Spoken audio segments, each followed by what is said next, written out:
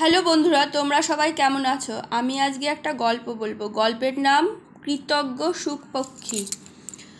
পূর্বকালে এক ব্যাধ ছিল। সে ভয়ানক বিষ মাখানো বাণ মারিয়া বনের জন্তুদিগকে বধ করিত। একদিন তাহার একটি বাণ জন্তুর গায়ে না লাগিয়া এক প্রকাণ্ড গাছে গিয়ে বিঁধে। সেই সাংঘাতিক বিষের এমনই তেজ ছিল যে তাহাতে সেই বহুকালে পুরাতন বিশাল গাছটি শুকিয়া মারিয়া গেল। যুগ যুগান্তর ধরিয়া কত শত পাখি সেই গাছে বাস করিত। গাছটি মরিয়া গেলে তাহারা সকলে তাহাকে ছাড়িয়া চলিয়া গেল। সেই গাছের একটি কোটরে একটি সুখ পক্ষী থাকত।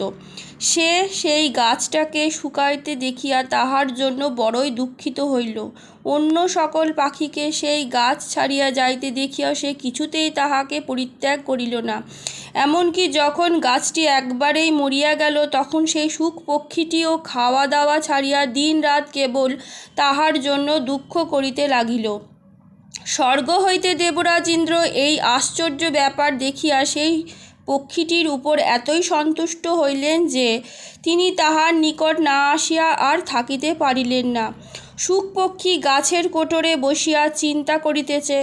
এমন সময় ইন্দ্র এক ব্রাহ্মণের বেশে সেখানে আসিয়া বলিলেন, পক্ষীরাজ, তোমার মাতার বড়ই সৌভাগ্য যে তিনি তোমার মতো পুত্র লাভ করিয়াছিলেন।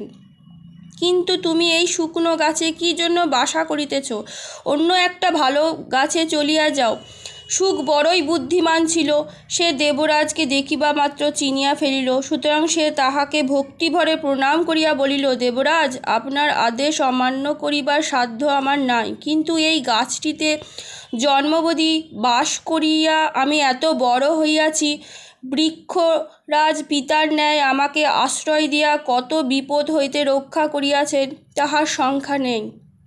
তাই এখন ইহার দুঃখের অবস্থায় ইহাকে পরিত্যাগ করিয়া যাইতে আমার কিছুতেই ইচ্ছা হইতেছে না। এমন কাজ করা কি আপনি উচিত মনে করেন? এই কথায় ইন্দ্র অতি তুষ্ট হইয়া বলিলেন, হে সুখ, আমি তোমার কথায় বড়ই আনন্দিত হইয়াছি। তুমি বর প্রার্থনা করো।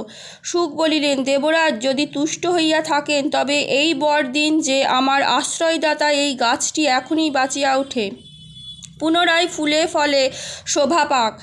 তখন ইন্দ্র আহ্লাদিত সহিত তথাস্তু বলিয়া সেই গাছে অমৃত ছড়াইয়া দিল। তাহা তৎক্ষণাৎ বাঁচিয়া উঠিয়া পূর্বের ন্যায় বনে শোভাবর্ধন করিতে লাগিল। আজকের মতন গল্প এইটুকুনি। কেমন লাগলো জানাবে। ভালো থাকবে, খুশি থাকবে আর আনন্দে থাকবে।